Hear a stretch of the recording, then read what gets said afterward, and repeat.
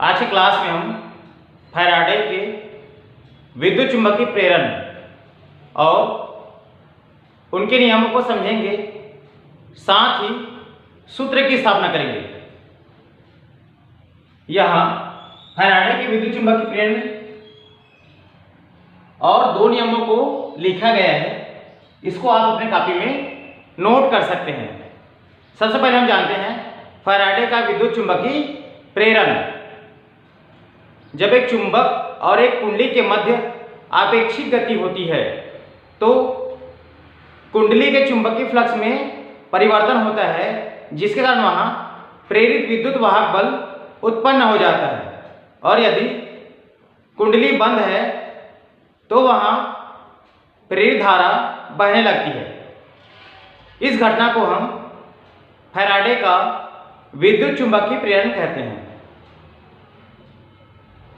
Faraday के विद्युत चुंबकीय प्रेरण संबंधी दो नियम हैं, प्रथम नियम और द्वितीय नियम। तो प्रथम नियम, जब किसी परिपथ से संबद्ध चुंबकीय फ्लक्स में परिवर्तन होता है तो वहां प्रेरित विद्युत वाहक बल उत्पन्न हो जाता है। उस प्रेरित विद्युत वाहक बल का अस्तित्व तब तक होता है जब तक चुंबकीय फ्लक्स में परिवर्तन होता है। इसके लिए हम एक प्रयोग जो इसके पहले कक्षा में हम किए थे फिर से समझेंगे। यहाँ एक तांबे की कुंडली लेते हैं, तांबे के तार की कुंडली लेते हैं और यहाँ पर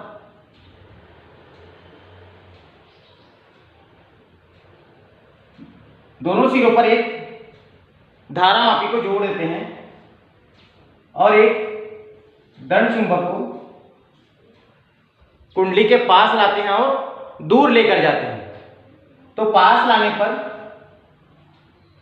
यहां धारा मापी में ज्यादा विक्षेप होता है, जबकि दूर ले जाने पर धारा मापी में कम विक्षेप होता है। इसका अर्थ यह हुआ कि इस कुंडली के चुंबकीय फ्लक्स में परिवर्तन हो रहा है, जिस कारण यहां प्रेरित विद्युत वाहक बल उत्पन्न हो रहा है। लेकिन जब कुंडली और चुंबक को एक स्थान पर नियत रख देते हैं, अर्थात गति अवस्था में नहीं लाते हैं, तो यहाँ धारा मापी में कोई भी विक्षेप नहीं होता है, अर्थात चुंबकीय फ्लक्स में कोई परिवर्तन नहीं होगा, जिस कारण वहां प्रेरित विद्युत वाहक बल उत्पन्न नहीं होता है। इस प्रकार इसे हम फैराडे के विद्युत चुंबकीय प्रेरण का प्रथम नियम कहते हैं। इसके पश्चात आगे हम जाएंगे फैराडे के द्वितीय नियम की। तो प्रेरित विद्युत वाहक बल चुंबकीय फ्लक्स में परिवर्तन के दर के अनुक्रमानुपाती होती है।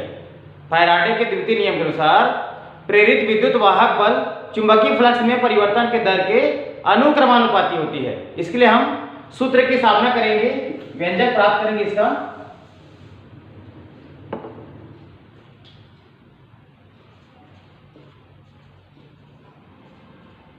मान लो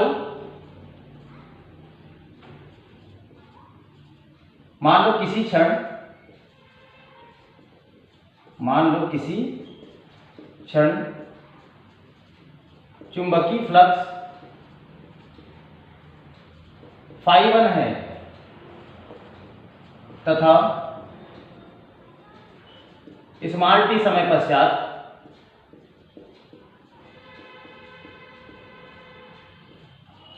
चुंबकीय फ्लक्स φ2 हो जाता है, तब चुंबकीय फ्लक्स में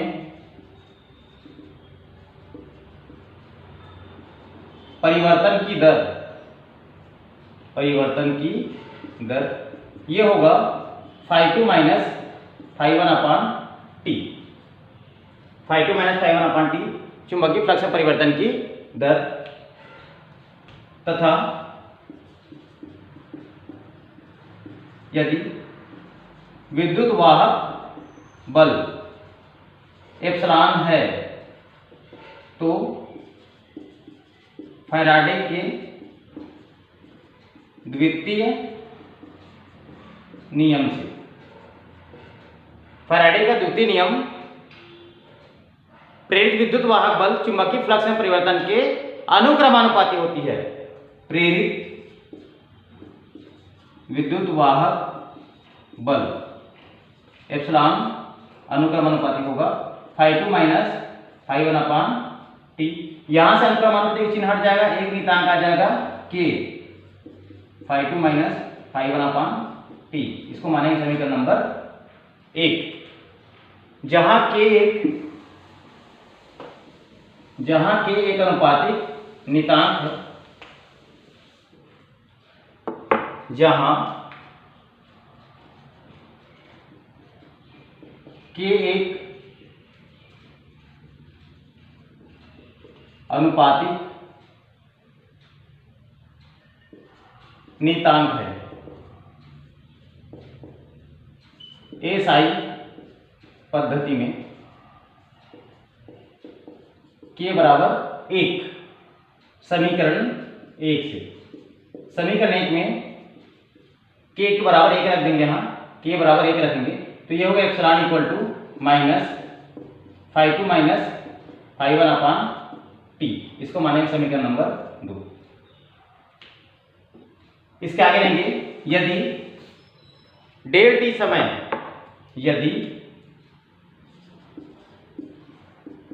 समय में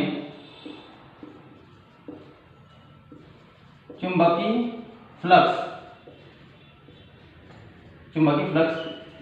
में परिवर्तन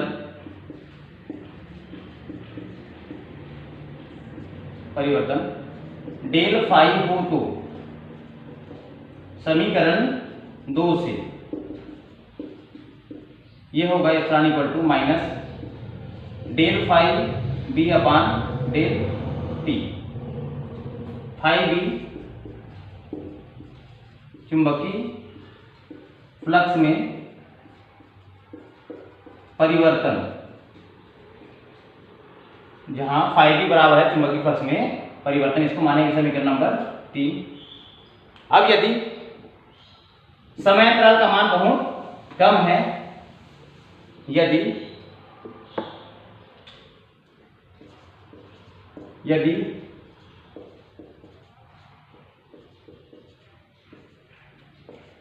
डेल टी का मान कम है तो यह होगा डेल टी टेंस टू 0, तब ये बन जाएगा एप्सिलॉन इक्वल टू लिमिट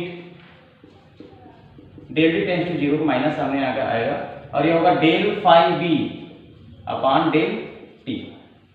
यहाँ समय अंतराल का मान बहुत कम है तो ये बन जाएगा, लिमिट लग जाएगा सामने में, limit del t tends to 0 del phi B upon del t. यहाँ से डेल हट जाएगा और ये बन जाएगा minus d phi B upon d t. यदि कुंडली में फेरों की संख्या